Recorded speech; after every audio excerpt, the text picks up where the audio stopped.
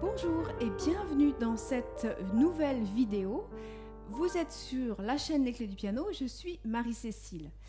Je fais aujourd'hui une vidéo un peu particulière. Si vous avez l'habitude de me suivre, vous pouvez peut-être être étonné de certains raccords un peu étranges, etc. Je suis en train de tester une nouvelle façon de filmer et j'utilise le sujet du jour pour le faire. Je ne sais pas si cette vidéo va être publiée ou pas, mais en tout cas, si vous m'entendez, c'est qu'elle a été finalement publiée et qu'elle est à peu près tombée dans les critères acceptables pour que je la publie.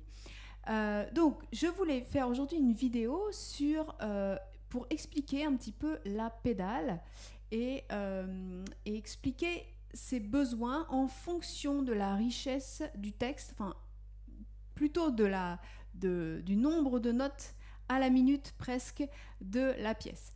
Alors, donc, regardez, si je prends l'exemple de ce concerto pour hautbois de Marcello qui est dernièrement sorti pour une formation, vous avez donc la version normale, je vais vous la jouer.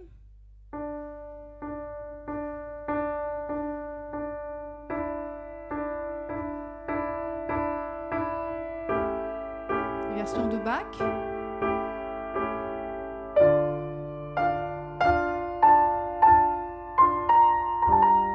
Remarquez que je change ma pédale tous les temps.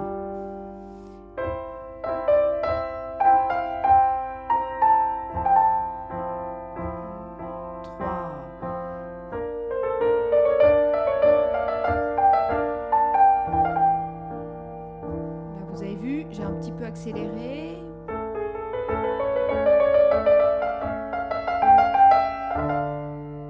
J'ai eu besoin à la pédale d'en mettre plus, de changer en tout cas plus souvent la pédale.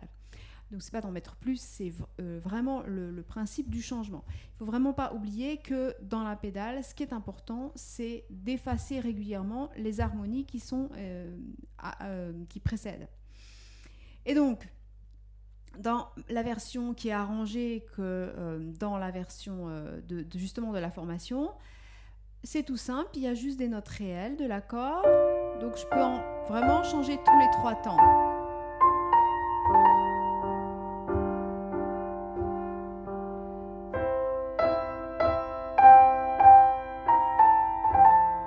Voilà, là par exemple, je peux même pas changer, j'ai pas besoin, puisque tout est pareil dans la mesure 7. Là, je change tous les temps. J'ai pas forcément besoin de changer.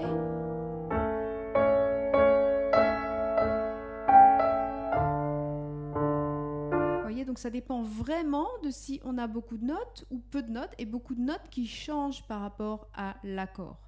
Je vous invite à aller voir aussi la vidéo où j'explique justement face à une partition, face à ces deux partitions que je suis en train de comparer, j'explique un petit peu la construction de la mélodie. Vous trouverez le lien en haut ou en bas dans la description, où j'explique un petit peu justement les notes réelles, les notes étrangères, etc. Et c'est vraiment la même chose qu'il faut considérer quand vous voulez savoir si vous mettez de la pédale beaucoup ou si vous changez beaucoup de pédale ou si vous la laissez enfoncer. C'est vraiment le principe. Donc, maintenant, on va comparer avec la version de Bach qui, elle, est beaucoup plus ornementée. Et donc, ça va donner comme ceci. Donc, au début, c'est la même chose que la version arrangée. Donc là, je peux changer tous les 3 temps. Mais après, voilà, ça va encore. Je peux changer tous les 3 temps aussi. Mais là,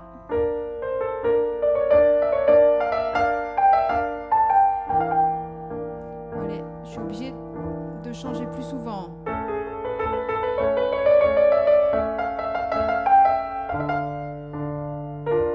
Voilà, donc là j'ai improvisé un petit peu différemment que ce que Bach a écrit, mais c'est juste pour vous montrer. Je fais 8 notes au temps, là, la main droite. 1, 2, 3, 4, 5, 6, 7, 8. 1, 2, 3, 4, 5, 6, 7, 8. 1, 2, 3, 4, 5, 6, 7, 8, 1. Donc vous comprenez bien qu'avec toutes ces notes, il faut absolument changer de pédale beaucoup plus souvent, donc à la croche.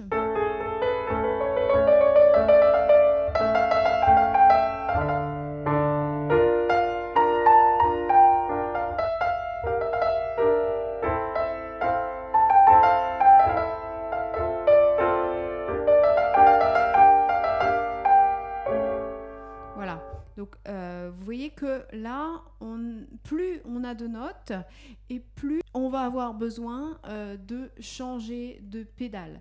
Très très important. Imaginez que vous jouiez une gamme tout simplement. Hein. On va se mettre en ré mineur. Bon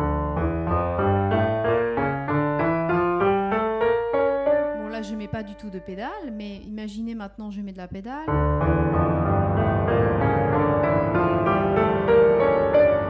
Bien sûr, c'est complètement extrême ce que je suis en train de vous faire, c'est que je brouille tout. Mais vous comprenez bien que si tout est conjoint, forcément, c'est beaucoup plus difficile de laisser la pédale. Hein. Alors, si je voulais quand même mettre de la pédale sur une gamme, il faudrait que je change très souvent. Bon, c'est finalement assez audible, c'est quand je change à chaque note.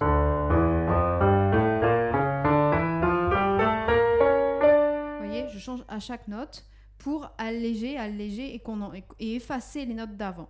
Parce que sinon, c'est comme si je jouais tout en même temps. Comme si je jouais toutes les notes en même temps. Hein. Donc, c'est pour ça qu'on a besoin, absolument, quand c'est conjoint, quand il y a beaucoup de notes conjointes comme ça, de changer la pédale. Si par exemple, je fais autrement, je fais un arpège... Et bien là, comme j'ai que des notes qui appartiennent à l'accord, ce n'est pas gênant. Alors, je vais, si je veux que ça soit quand même assez propre, changer toutes les 3-4 notes pour pas trop brouiller les choses. Mais si je voulais un aspect extrêmement théâtral et gonflé, je pourrais même rien changer, regardez.